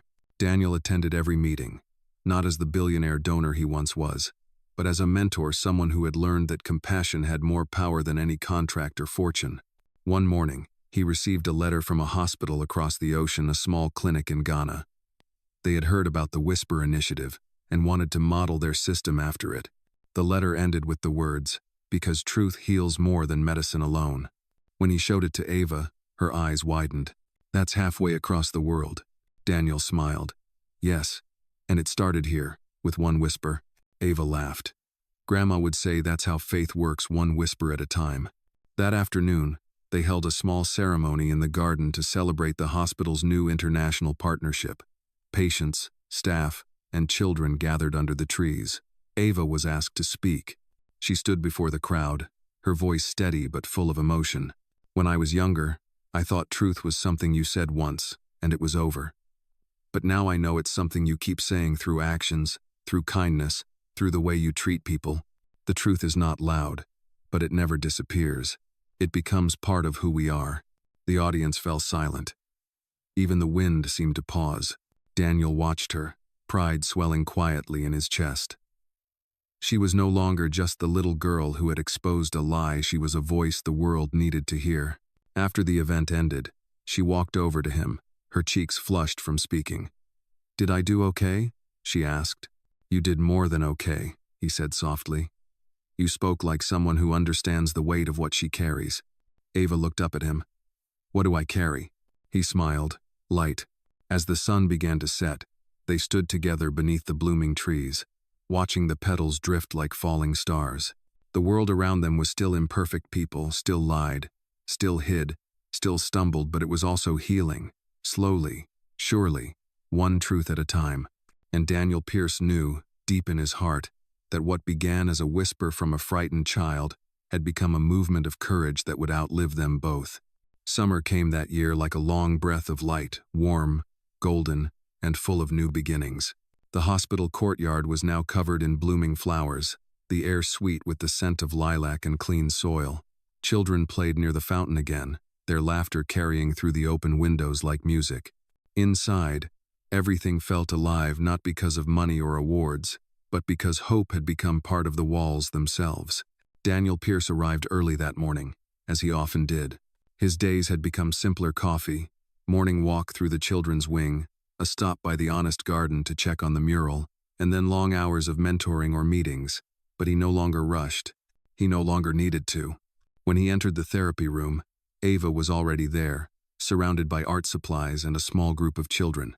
She had grown since the day they met, taller now, her voice steadier, her presence calm and confident. The gold locket she wore glimmered in the sunlight that streamed through the windows. "Good morning, Mr. Pierce," she said, looking up from her painting. "Good morning, Dr. Ava," he teased gently. She rolled her eyes, smiling. "Not yet, but maybe one day." He leaned against the doorway, watching her guide the children as they painted. "You already act like one," he said. A little boy tugged on Ava's sleeve. "Miss Ava, can I paint my tree blue?" "Of course," she said, handing him a clean brush. "Every tree here is different, just like the people who planted them." Daniel smiled. She had turned the simple mural into a living symbol of kindness. Every month, new leaves were added by patients or staff. Each color represented something: blue for truth, yellow for courage, green for forgiveness. What had begun as a painting was now a language of healing. After the class ended, Ava cleaned the brushes while Daniel helped gather supplies. "Do you ever miss your old life?" she asked suddenly. He looked at her, considering. "Sometimes," he said honestly, "but I do not miss who I was in it. Back then, I had everything except peace." Ava nodded. "Grandma used to say peace is not when life gets quiet, it is when your heart does." He smiled faintly. She was a wise woman. Ava set down a jar of paint and turned to him. "Do you ever think about her?" "Every day," he said softly. "She would be proud of you, Ava." She looked down for a moment. "I hope so. Sometimes I still talk to her when it is quiet." Daniel nodded. "I think she hears you." That afternoon, the hospital held its annual celebration for the Whisper Initiative. Families, doctors, and volunteers filled the courtyard. There were colorful banners, music, and tables of food donated by local businesses. Daniel stood near the center, greeting guests as they arrived. When it was time for speeches, Dr. Evans took the microphone first. "This year," he began, "we honor not only the growth of this initiative, but the people who keep it alive. Those who remind us that truth is not a threat to medicine, but its foundation." He gestured toward Daniel and Ava. "It began with two people, one who learned to listen, and one who was brave enough to speak." The crowd applauded. Daniel felt his chest tighten, humbled by the moment. Ava blushed slightly, hiding her smile behind her hands. When it was her turn to speak, she stepped up to the microphone, her voice clear and steady. "When I was little, I thought truth was something adults already knew how to handle. I thought they were the brave ones. But I learned that sometimes it takes a child to remind the world what honesty sounds like." The audience grew still, listening. "My grandmother told me once that truth is like a garden. If you care for it, it grows. If you ignore it, it dies. This hospital is proof that truth can bloom again, even after a storm." When she finished, The crowd rose to their feet. The sound of applause filled the air, mingling with the warm wind that rustled through the trees. Daniel clapped too, his heart full. After the ceremony, they sat together under the shade of a large oak near the fountain. The laughter of children echoed around them. Ava looked thoughtful. "Do you think this will last, Mr. Pierce? The honesty? The kindness?" He turned to her. "If people like you keep believing in it, yes. Truth needs caretakers, Ava. You are one of them." She smiled softly. "Then I will keep taking care of it." They sat in silence for a while, watching a small boy release a paper bird into the air. It fluttered upward, caught by the wind, and disappeared into the sunlight. Daniel spoke quietly. "You know, when this all began, I thought the whisper that saved me was yours, but now I think it came from somewhere bigger, from the part of the world that refuses to let goodness die." Ava tilted her head. "Maybe it came from Grandma," she said with a grin. "She always liked being right." Daniel laughed, the sound deep and warm. "Maybe it did." As the sun began to set, the courtyard filled with golden light. Ava stood, brushing the grass from her skirt. "I should go help clean up," she said. Daniel nodded, watching her walk toward the tables, her locket glinting in the light. For a moment, he saw her not just as the girl who had changed his life, but as the future bright, steady, and full of promise. When she looked back and waved, he raised his hand in return, his eyes soft. The fountain behind her shimmered, reflecting the sky like glass.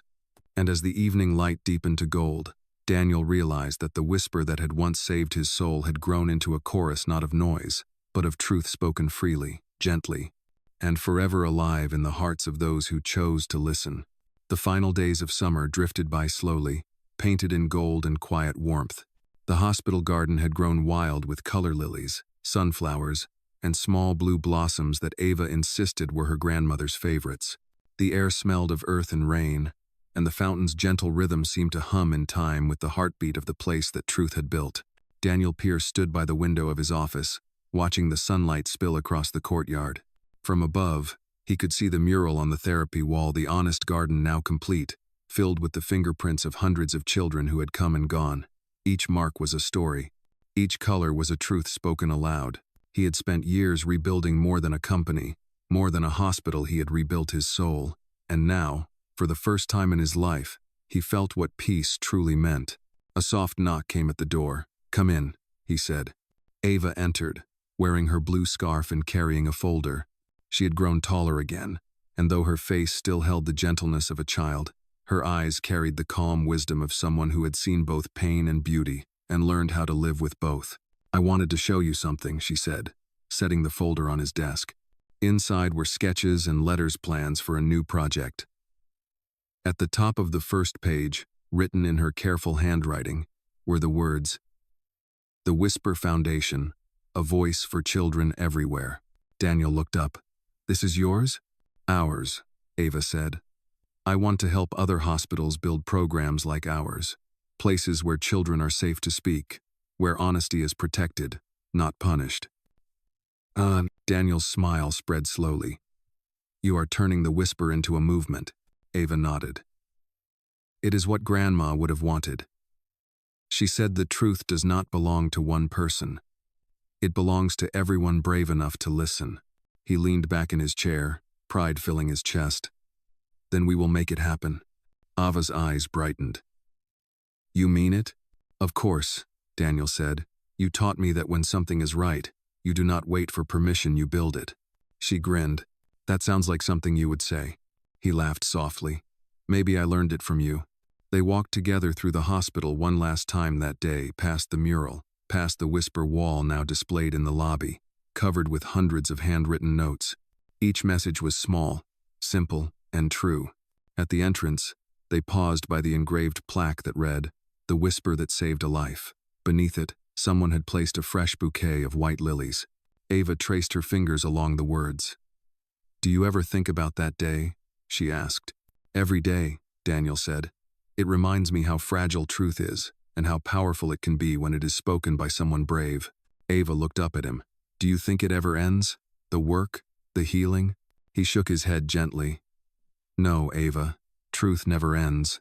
It just keeps finding new voices. For a moment, the air was still sunlight streaming through the glass, dust glimmering like stars. Then Ava smiled, her eyes reflecting both innocence and strength. "Then I will keep speaking," she said. Daniel's voice softened, "and I will keep listening." Outside, the wind stirred the trees, carrying the sound of laughter from the garden. Somewhere, a child whispered a secret not of fear, but of hope. The fountain shimmered in the golden light, the same way it had on the day their story began. As they stood together, side by side, the man once hardened by power, and the girl whose honesty had redeemed him, it was clear that their journey had never been about endings. It had always been about beginnings. The whisper that once broke the silence had become something greater, a promise echoing through time. Truth does not vanish. It grows, and when it is spoken with kindness, it saves us all.